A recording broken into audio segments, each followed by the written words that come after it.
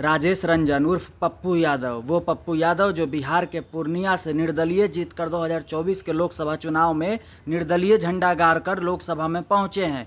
वो पप्पू यादव जी जिनको हराने के लिए देश के बड़े बड़े मंत्री, बड़े बड़े दिग्गज उतर गए पूर्णिया के सरजमी पर, लेकिन हरा नहीं पाए। तेजस्वी यादव स्वयं कैंप किए थे पूर्णिया में, लेकिन फिर भी नहीं हरा पाए। यहाँ तक तेजस्वी यादव ने अपनी सभा में कह दिया कि या तो एनडीए को वोट दे दीजिए, नहीं तो इंडिया को वोट दे दीजिए, बाकी किसी को मत दीजिए। लेकिन फिर भी वहाँ पूर्णिया के लोगों ने अपना ताकत दिखाया, अपनी एकता दिखाई और निर्दलीय लड़ रहे पप्पू यादव जी को भारी मतों से वहाँ से जितवा दिया। और जिसके लिए तेजस्वी यादव इंडिया और इंडिया कर रहे थे, उनको मात्र और मात्र 30,000 वोट पर सिमट कर रहना पड़ा। बुरी शर्मिंदगी का सामना करना पड़ गया तेजस्वी यादव को। नाक तो कटा ही कटा तेजस्वी यादव का। उसके अलावा जिस कैंडिडेट को वह वहाँ से चुनाव लड़वा रहे थे, इंडियन अलायंस का थप्पा लगाकर, इंडियन अलायंस का कैंडिडेट बनाकर, उसका इतना बुरा हाल हो गया कि बाद में जब रुपौली में विधानसभा का चुनाव हुआ तो वह विधानसभा के चुनाव भी नहीं जीत पाई। इस तरह से उनका करियर भी तबाह बर्बाद कर दिया गया और सिर्फ आरजेडी ने बर्बाद किया उसका। पप्पू यादव जी जिनका पार्टी था जन अधिकार पार्टी, जिसको पहले तो कांग्रेस में मिलाया गया, कांग्रेस में विलय कराया गया, उसके बाद टिकट भी नहीं दिया गया। मजबूरी में पप्पू यादव जी को निर्दलीय चुनाव लड़ना पड़ा। खैर कहिए कि पूर्णिया की जनता ने अपनी सराखों पर बिठाया पप्पू यादव जी को और पप्पू यादव जी को वोट देकर वहां से जिताया और जिता के सदन में भेजा। आज मैं क्यों बात कर रहा हूं पप्पू यादव जी की? मैं इसलिए बात कर रहा हूं कि 3 से 4 बार ही बोलने का मौका मिला है पप्पू यादव जी को अभी लोकसभा के अंदर में, जब से चुनाव हुआ है तब से। और 3 से 4 बार जब भी गरजे हैं पप्पू यादव जी, जब भी बोले हैं पप्पू यादव जी, यकीन मानिए बिहार के सांसदों के इतिहास में उनसे अच्छा मांग करने वाला, उनसे बेहतर बोलने वाला अभी तक नहीं समझ में आया है किसी को। पप्पू यादव जी को 3-4 बार ही मौका मिला है अभी सांसद भवन में बोलने का, और 3-4 बार में ही वो ब्रेकिंग न्यूज में चलने लगे हैं। ब्रेकिंग न्यूज में ऐसा मांग करने लगे हैं जो बिहार के इतिहास में इससे पहले कोई सांसद मांग नहीं किया था। आज वर्तमान में आज का मैं बात बता रहा हूं। आज जब पप्पू यादव जी को जब मौका मिला बोलने का तो उन्होंने साफ तौर पर कह दिया कि देश के गृह मंत्री ने, देश के प्रधानमंत्री ने कहा कि पूर्णिया एयरपोर्ट जल्द से जल्द चालू होगा, लेकिन क्या हुआ? क्यों नहीं चालू हुआ? क्यों नहीं बन रहा है? क्यों नहीं शिलान्यास हो रहा है? इस मुद्दे को उठाकर पूरे बिहारवासियों का दिल जीत लिए। पूर्णिया में एयरपोर्ट बननी चाहिए, इस पर पुरजोर तरीके से अपनी बात को रख रहे हैं। इसको बोलते हैं सांसद, इसको बोलते हैं नेता। ये होता है नेता जो ज़रूरत का चीज़ है, जिसकी ज़रूरत है लोगों को, वह उसकी बात की जाती है, उसकी आवाज़ उठाने वाला ही नेता होता है। आज केंद्र सरकार ने मंजूरी दे दिया है कि पटना से लेकर पूर्णिया तक एक 4 लाइन हाईवे बिठाया जाएगा। बहुत सारे लोगों ने यह कहा है कि भैया इसमें पप्पू यादव जी का का लेना देना। यकीनन लेना देना है। पप्पू यादव जी सांसद हैं पूर्णिया के सरजमी के, और पूर्णिया से पटना और पटना से पूर्णिया के लिए 4 लाइन का हाईवे बनाया जा रहा है। अगर पप्पू यादव जी का लेना देना नहीं होता तो इतने सालों से बाकी लोग हैं, सांसद रहे हैं लोग, तो काहे नहीं बनवा लिए? बनवा लेना ना चाहिए भाई। आज पटना से आपको किशनगंज जाना हो, पूर्णिया जाना हो, कोसी सीमांचल जाना हो, तो आप सब कोई जानते हैं, बेहतर जानता है पूर्णिया का लोग कि 7-7 8-8 घंटा लग जाता है पहुंचते पहुंचते। लेकिन उसकी दूरी अगर यह हाईवे बन जाता है सीधा सीधा तो यकीन मानिए 2 से 3 घंटे में पूर्णिया पटना से पहुंचा जा सकता है। तो ये पप्पू यादव जी के लिए नहीं कहेंगे तो क्या कहेंगे बताइए? पप्पू यादव जी की यकीनन कोशिश है। जिन लोगों को नहीं समझ में आता है उनको कभी समझ में नहीं आएगा, क्योंकि वो कभी समझ ही नहीं चाहते हैं। और उनकी नासमझ की वजह से, उनकी नासमझी की वजह से आज बिहार का यह स्थिति हो गया है कि ऐसा कोई गांव नहीं बचा है, ऐसा कोई समाज का लोग नहीं बचा है जो दूसरे राज्य में जाकर गुलामी नहीं करता हो। ये बिहार के लोगों को अपनी सोच समझ को बदलना पड़ेगा और पप्पू यादव जी जैसे नेताओं को वोट देकर जिताकर सदन में, विधानसभा और लोकसभा में भेजना पड़ेगा, तब जाकर बिहार का कुछ भला हो सकता है। नहीं तो जिस तरह से झेल रहे हैं बिहार के लोग, उसी तरह से झेलते रहेंगे। मैं बात पप्पू यादव जी की कर रहा था। यकीनन पप्पू यादव जी बिहार के ब्रांड है। जिन लोगों को लगता है कि तेजस्वी यादव में योद्धा दिखाई देता है, तेजस्वी यादव में क्रांतिकारी दिखाई देता है, आप यकीन मानिए आज 4 दिन से, आज चौथा दिन था सदन का, मानसून सत्र चालू था। था। इसी में काम को लाया जाता है, काम गिनाया जाता है, काम रजिस्टर किया जाता है, काम मांगा जाता है। आज चौथा दिन चल रहा था, तेजस्वी यादव सदन में नहीं दिखाई दिए। इतनी लापरवाह वो इंसान है, उसको कोई लेना देना नहीं है। उसको तो पता है कि भैया बाप का हमारे बपौती है, हम कुछ करें या न करें लोग तो हमको अंधे मुंह वोट देवे करेगा। और खास करके बिहार का मुसलमान ऐसा हो गया हुआ है जिनको कुछ न दिखाई देता है न कुछ सुनाई देता है, वो अंधे मुंह मुसलमान वोट देवे करेगा आरजेडी को। तो उसको कौन चिंता है, वो अपना घूम रहा है, ऐश कर रहा है, जहां तहां बउआ रहा है। इसलिए मेरे भाइयों, सोचने और समझने का वक्त है। 2025 का बिहार विधानसभा चुनाव बहुत जल्द आने वाला है और 2025 के बिहार विधानसभा चुनाव में यकीन मानिए आरजेडी का सुपरा साफे होने वाला है। काहे कि आरजेडी को सिर्फ और सिर्फ बिहार में मुसलमाने ढो रहा है, इसके अलावा कोई नहीं ढो रहा है। और पप्पू यादव जी को, जितने लोग यह मांग कर रहे हैं कि पप्पू यादव जी को कांग्रेस का प्रदेश अध्यक्ष बना दिया जाए, वह सही मांग कर रहे हैं। अगर पप्पू यादव जी को कांग्रेस का प्रदेश अध्यक्ष बिहार का बना दिया जाता है तो आप यकीन मानिए कांग्रेस की नैया बिहार में फिर से चलने लगेगी, कांग्रेस की नैया बिहार में फिर से पार लगने लगेगी और कांग्रेस का हाथ मजबूत होने लगेगा बिहार के अंदर में, अगर पप्पू यादव जी को प्रदेश अध्यक्ष बना दिया जाता है तो।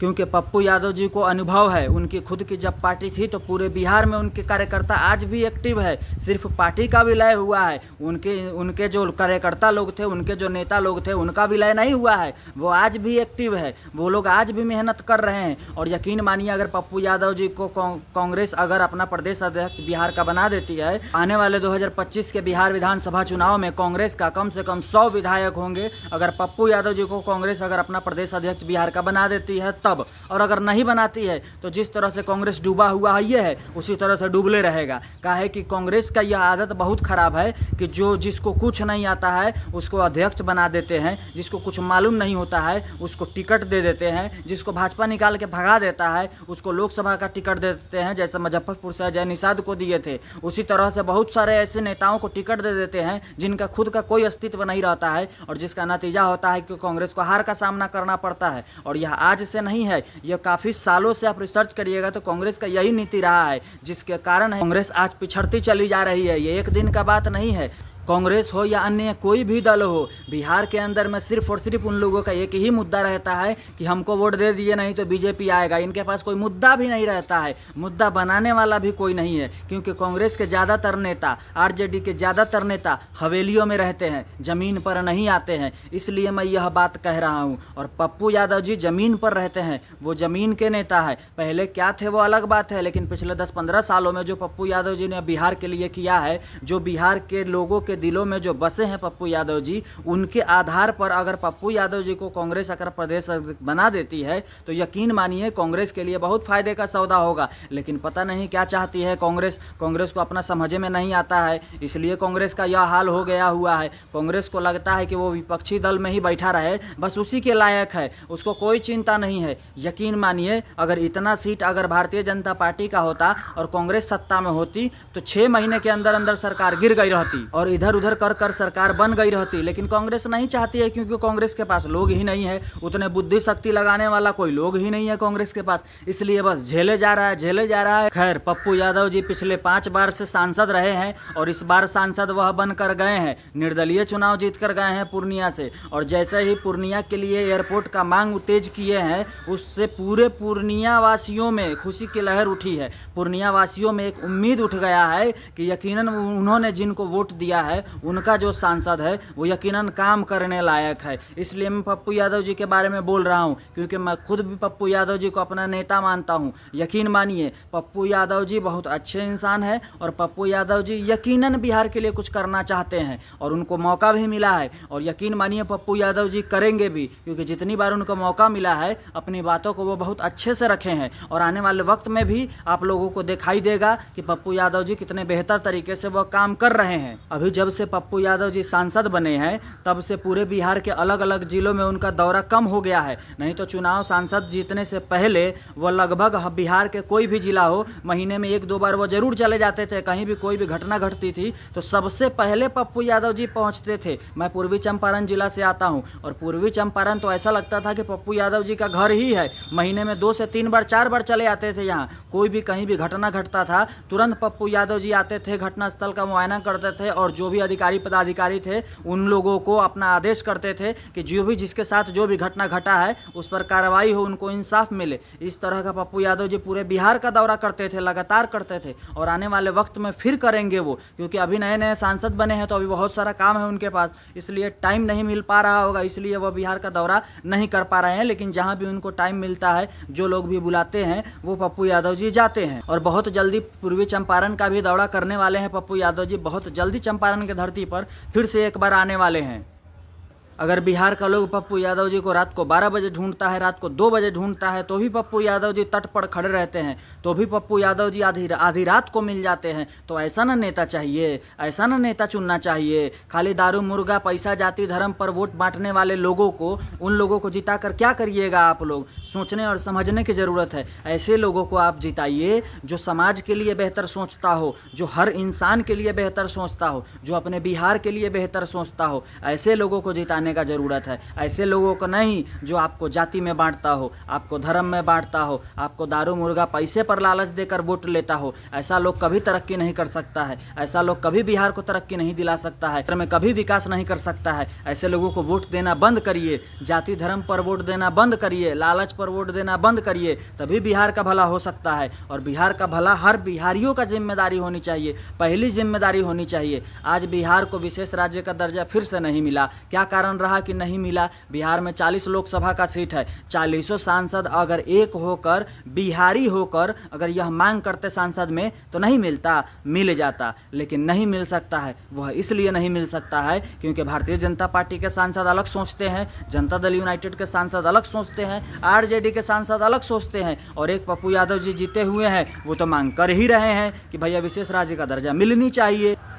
इसीलिए बिहार को नहीं मिला क्योंकि 40 सांसद एक प्लेटफॉर्म पर नहीं आ पा रहे हैं। लेकिन 40 सांसद को यह सोचनी चाहिए कि वह बिहार से जीत कर गए हैं और बिहार के लड़के हैं, बिहार के बेटे हैं, बिहार के पुत्र हैं। तो जब बात बिहार की आए तो 40 सांसद को एक हो जानी चाहिए थी और एक होकर केंद्र सरकार से रिक्वेस्ट करनी चाहिए थी कि बिहार को विशेष राज्य का दर्जा दिया जाए। और कितना दिन बिहार गुलाम रहेगा, और कितना दिन बिहार से लोग फैक्ट्री और दूसरे जगह राज्यों में जाकर मजदूरी करते रहेंगे, गुलामी करते रहेंगे। बिहार सिर्फ और सिर्फ मजदूरों का फैक्ट्री बन के रह गया है। कितने दिन और गुलामी करते रहेंगे? लेकिन इन सब चीज़ों का बिहार के सांसदों को कोई लेना देना नहीं है। एक अकेले पप्पू यादव जी लड़ रहे हैं कि बिहार को विशेष राज्य का दर्जा मिलना चाहिए। जनता दल यूनाइटेड यकीनन लड़ती है। उनके नेता और मुख्यमंत्री माननीय नीतीश कुमार जी हमेशा से लड़ते आए हैं कि बिहार को विशेष राज्य का दर्जा मिलनी चाहिए। उनके सांसद भी लड़ते हैं, इसमें कहीं से कोई दो राय नहीं है। लेकिन बाकी जितने भी सांसद हैं, अगर उनमें से कुछ एक दो उठा भी रहे हैं आवाज़ कि बिहार के विशेष राज्य का दर्जा मिलनी चाहिए,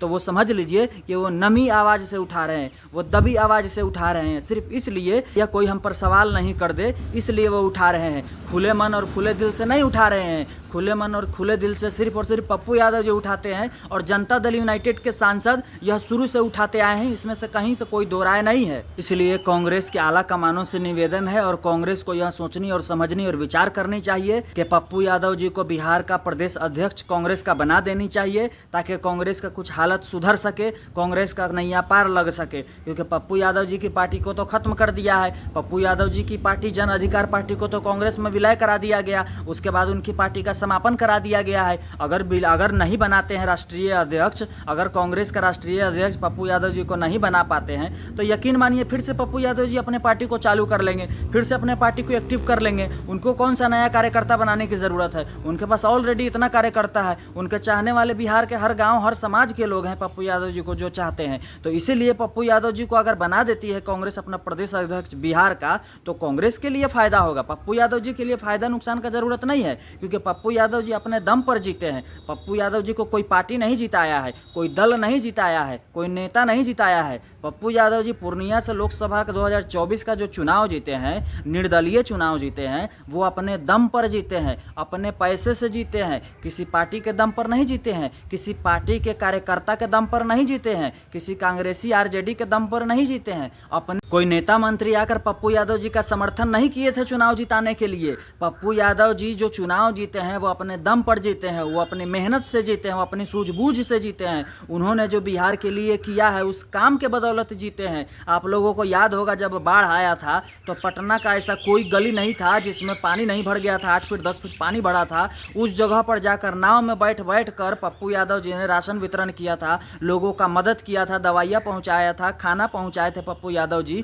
वह दिन कैसे लोग भूल सकता है। जब कोरोना वायरस का टाइम आया तो लाखों रुपए करोड़ों रुपए पप्पू यादव जी उड़ा दिए, गरीबों में दान कर दिए, राशन दिए, दवाई दिए, खाने पीने का सामान दिए। पप्पू यादव जी कैसे भूल सकता है, लोग नहीं भूल सकता है, क्योंकि पप्पू यादव जी उतना किए हैं। जितना पप्पू यादव जी किए हैं उतना आरजेडी अपने जब से पार्टी बनी है तब से आज तक का मैं बात कर रहा हूँ, उतना आरजेडी कभी नहीं किया होगा, ना ही कर सकता है। क्योंकि आरजेडी के पास उतना ना बुद्धि है और ना दिमाग है, ना ही उनके पास उतनी शक्ति है कि वो बिहार के लिए अच्छा सोच सके। क्योंकि वो लोग सिर्फ और सिर्फ अपने परिवार के बारे में सोचने वाला लोग है। और कुछ लोग यह कहते हैं कि आरजेडी परिवार या तेजस्वी यादव बिहार के मसीहा हैं, यादवों के बहुत बड़े नेता हैं, मुसलमानों के नेता हैं। तो भैया ना मुसलमानों को आरजेडी टिकट दिया 2024 के लोकसभा चुनाव में, और पप्पू यादव जी तो यादव हैं। तो फिर पूर्णिया में पप्पू यादव जी के खिलाफ काहे इतना षड्यंत्र रच दिए तेजस्वी यादव और लालू प्रसाद यादव मिलके?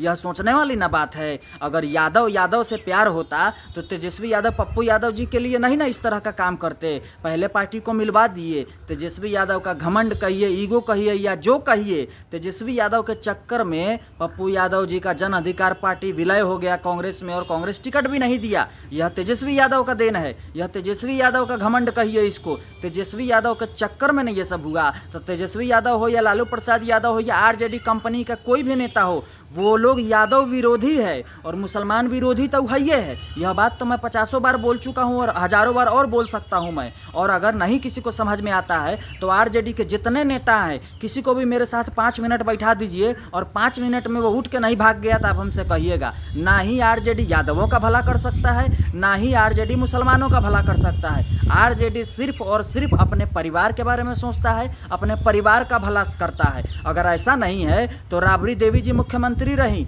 अभी विधान परिषद की विपक्षी दल की नेता है राबड़ी देवी जी। लालू प्रसाद यादव राष्ट्रीय अध्यक्ष हैं, मुख्यमंत्री रहे हैं वो बिहार के। तेजस्वी यादव अपने पार्टी के विपक्षी दल के विधानसभा में नेता है वो तेजस्वी यादव। मीसा भारती राज्यसभा थी, राज्यसभा के बाद अभी लोकसभा का जब चुनाव हुआ तो लोकसभा का सांसद वो चुनी गई, तो अभी सांसद है वो। तेज प्रताप यादव मंत्री भी रहे, पूर्व मंत्री हैं, अभी विधायक हैं।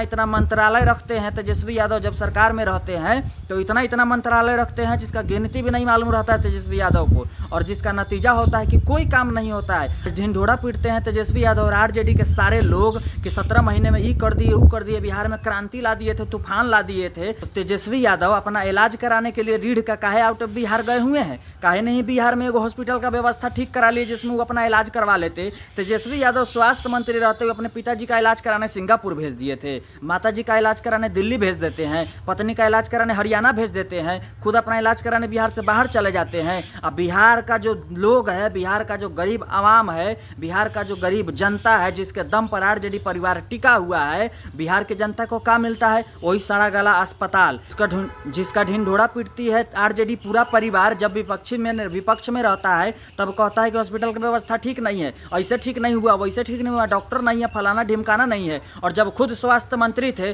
तब कौन सा तीर मार लिए थे, तब कौन सा तिस्मार खान हो गए थे तेजस्वी यादव? उस वक्त भी तो ठीक नहीं था, उस वक्त कौन सा पराक्रमण कर लिए थे? कुछ भी तो नहीं किए। और अगर किए रहते 17 महीना में तो तेजस्वी यादव को जानने का जरूरत नहीं पड़ता। तो ये लोग तो खुद मूर्ख बना रहा है बिहार के लोगों को। न यादवों का हो सकता है तेजस्वी यादव हो या आरजेडी पूरा परिवार, ना ही मुसलमानों का हो सकता है। इसलिए मैं कहता हूं कि जो लोग भी जुड़ना चाहते हैं पप्पू यादव जी से जुड़े। पप्पू यादव जी एक अच्छे इंसान है और जुड़िए उसी से जिसको जब आपको शर्मिंदा नहीं हो कि भैया हाँ ये इंसान ऐसा ऐसा किया है, उसके साथ जुड़िए जिस पर आपको गर्व हो। और पप्पू यादव जी के साथ साथ जो लोग भी जुड़ा हुआ है वो लोग गर्व से कहता है कि मैं पप्पू यादव जी के साथ जुड़ा हूं, क्योंकि आरजेडी के लोग और कार्यकर्ता शर्मिंदा हो जाते हैं पर पप्पू यादव जी के शर्मिंदा नहीं होते, क्योंकि पप्पू यादव जी ऐसा कोई कामें नहीं करते हैं। अभी जब से वो राजनीतिक में आए हैं, जब से अभी 10-15 सालों में जो उन्होंने किया है, कोई कह ही नहीं सकता है कि पप्पू यादव जी कोई गलत काम किए हैं जिसकी वजह से उनके कार्यकर्ता को शर्मिंदगी महसूस करनी पड़े। इसलिए पप्पू यादव जी से जुड़िए, पप्पू यादव जी के साथ दीजिए।